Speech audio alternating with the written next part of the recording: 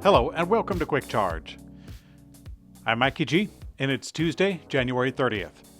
California hit a new record last year with 21.4% of new cars being all electric, and once again, Tesla led the pack with the two best-selling electric cars, or best-selling cars in the state. Toyota actually narrowly maintained their leadership as the top-selling brand, but it was pretty close. The data was released by the California New Car Dealers Association in their quarterly auto outlook, and in this case, rounding out the year. The Model 3 and the Model Y both outsold the competition by a wide margin, with the Model 3 holding a 15.3% share in passenger cars, and the Model Y holding 10.8% share in light trucks. Now, since Tesla only has a few models and Toyota has quite a few, Toyota does maintain their ground for the most sales in the state. Toyota had 15.7% market share for the whole year, and Tesla had 13%. Tesla also maintained their position as one of the companies with the best sales growth over the course of the year, up 24.6% from the previous year. Now, looking at the California market as a pie, Tesla's share of the electric vehicle market did drop from 71% to 60.5%. Tesla's single largest investor, Leo Koguan, has some strong words for the company. Koguan has previously described himself as an Elon fanboy and believes in Tesla's mission to accelerate the world's transition to sustainable energy. He's been willing to put his money on it, and by 2022 he had invested more money in Tesla than Elon Musk himself. The investor has been critical of Elon Musk and recently trolled the board of directors, suggesting that they treat Elon Musk as their dear leader, like North Korea's Kim Jong-un. Now, when asked if Tesla's board responded to his, I guess we'll say, direct approach, Koguan said, quote, "Tesla is a family business, masquerading as a public company to benefit only one person with his few friends and family." Now, Koguan believes that his concerns are not being heard by the board of directors, and as the single greatest investor, he feels entitled to at least that. As anticipation builds for Rivian's next-generation vehicles, a new patent filing might give us a glimpse into what we can expect. The patent is for a vehicle headlamp, but the images do show what could be our first look at the Rivian R2 electric vehicle.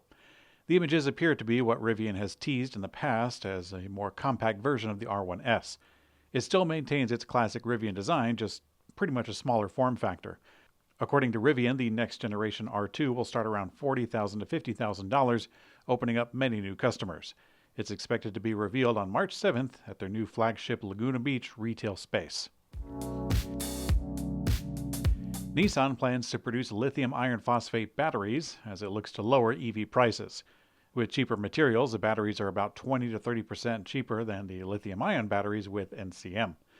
Now, the move will put this in direct competition with BYD, which happens to be the leader in lithium iron phosphate batteries. Now, according to a new report from Nikkei, Nissan expects the new batteries to be used in EVs as early as 2026. They are currently looking for partners to advance this tech and could import from outside the company. Daimler Truck North America, Navistar, and Volvo Group North America just formed a coalition to accelerate the rollout of U.S. charging infrastructure for medium and heavy-duty electric trucks. The new coalition is called the Powering America's Commercial Transportation, or PACT, PACT for short. Now, so far, this doesn't come with a price tag attached to the announcement, but instead it looks like a partnership campaign. They say the plan is to educate, advocate, and get those charging stations built without playing favorites with any particular technology.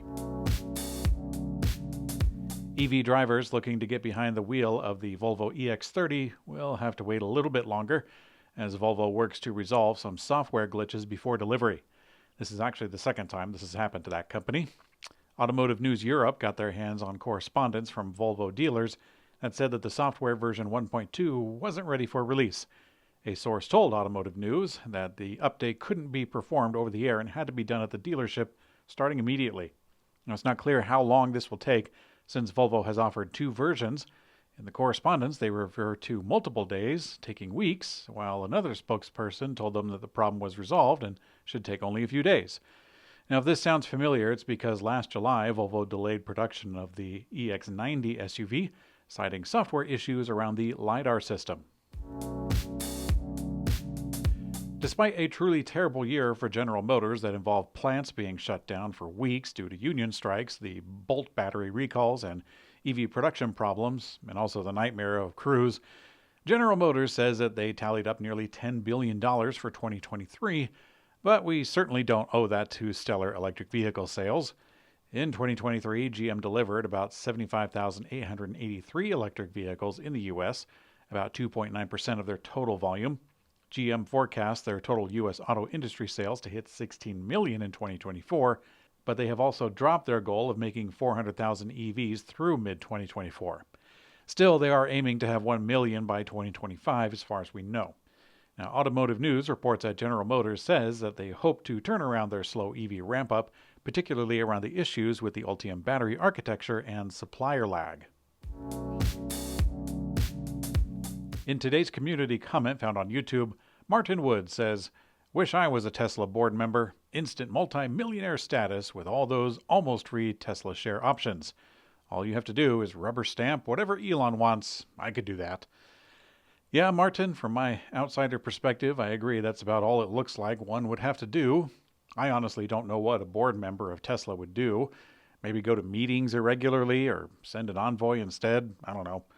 The only problem with joining the board to become a multimillionaire is that I think one would need to be a multimillionaire first before getting in.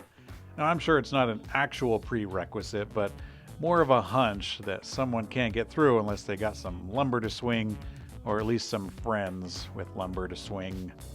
I don't know. I'm just guessing. Thanks for watching Quick Charge. I'm Mikey G, and I hope you have a great day.